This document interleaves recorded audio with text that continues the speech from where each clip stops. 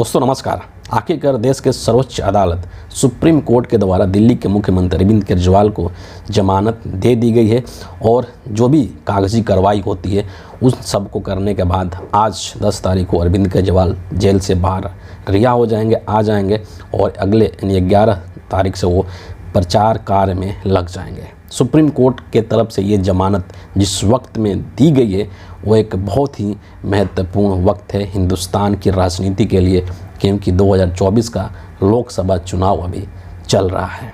इस जमानत को देने के दौरान सुप्रीम कोर्ट ने दो बहुत ही महत्वपूर्ण शर्त रखी है। नंबर 1 कि ये जो जमानत दी गई है अरविंद केजरीवाल को वो 1 जून तक वैलिड है, यानी कि 2 जून को इनको एक बार फिर से खुद को सरेंडर करना पड़ेगा। दूसरी जो शर्त है कि इस दौरान में, अपने जमानत के इस दौरान में ये मुख्यमंत्री के तौर पर कोई भी काम नहीं करेंगे, कोई हस्ताक्षर नहीं कर पाएंगे बतौर मुख्यमंत्री। ये शर्तें रखी गई है, लेकिन इस जमानत का जो असर होगा, जो इसका परिणाम निकलेगा वो इन शर्तों से कहीं ज़्यादा महत्वपूर्ण है। और सुप्रीम कोर्ट में ने जो बातें कही है इस जमानत को लेकर के वो बेहद महत्वपूर्ण है इस देश के राजनीति के लिए, इस देश के लोकतंत्र के लिए, इस देश के संविधान के लिए। भारत सरकार की तरफ से यानी कि ईडी के तरफ से, मोदी जी की तरफ से जो वकील थे उन्होंने तमाम दलीलें रखी ताकि अरविंद केजरीवाल को जेल के अंदर रखा जा सके। उन्होंने यहाँ तक कहा था कि चुनाव प्रचार करना कोई संवैधानिक अधिकार नहीं है, कोई मौलिक अधिकार नहीं है। तमाम कोशिशें की उन्होंने कि केजरीवाल को किसी भी तरीके से जेल के अंदर रखा जाए, लेकिन 2 टूक सुप्रीम कोर्ट ने बोल दिया और उसके बाद जमानत दिया गया। सुप्रीम कोर्ट ने सिर्फ यही कहा कि ये जो लोकतंत्र का चुनाव है, लोकतंत्र का पर्व है और ये 5 साल में लोकसभा का एक बार चुनाव होता है। अरविंद केजरीवाल दिल्ली के एक सबसे बड़े पार्टी कही, आम आदमी पार्टी जो कि एक राष्ट्रीय पार्टी है, उसके सबसे प्रमुख नेता है और उस नेता को आप इस चुनाव के दौरान, लोकतंत्र के इस पर्व के दौरान जेल में बंद करके आपने रखा हुआ। इसका मतलब सीधा है कि आप उसको चुनाव प्रचार से अलग रखना चाहते हैं और ये चीज़ लोकतंत्र के लिए अच्छा नहीं है, ये चीज़ इस देश के लिए अच्छा नहीं है, इस देश की राजनीति के लिए अच्छा नहीं है।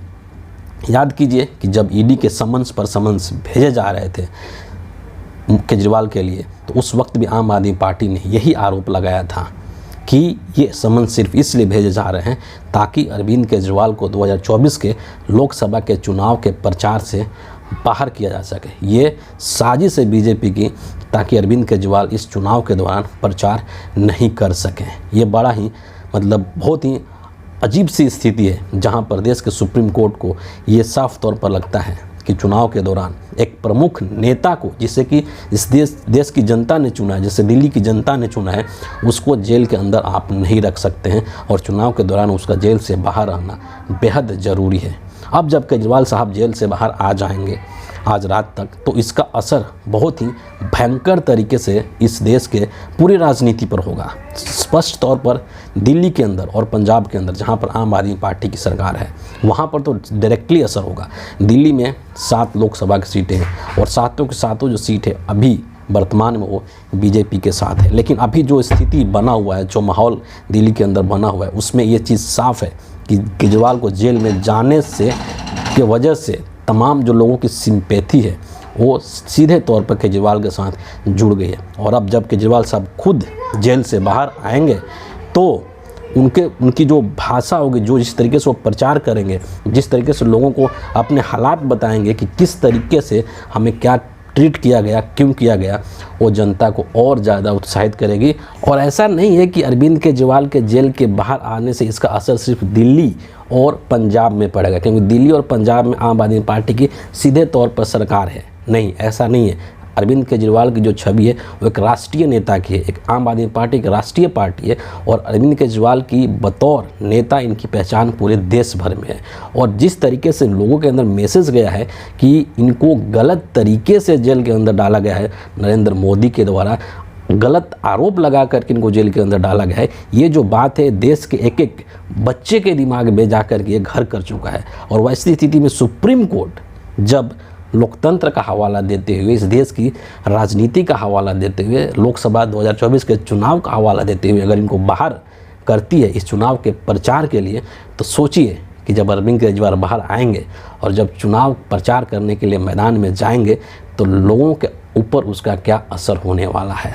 अभी तक हिंदुस्तान की राजनीति में 2024 के 3 चरण के चुनाव के बाद जिस तरीके के आंकड़े निकल करके आ रहे थे कि मोदी जी को इतनी सीटें आएंगी, इतनी सीटें आएंगी, यकीन मानिए कि अरविंद केजरीवाल के जेल से बाहर आ जाने से उसमें 10-20 सीटें और आप माइनस कर दीजिए, क्योंकि केजरीवाल इस बार अकेले नहीं हैं।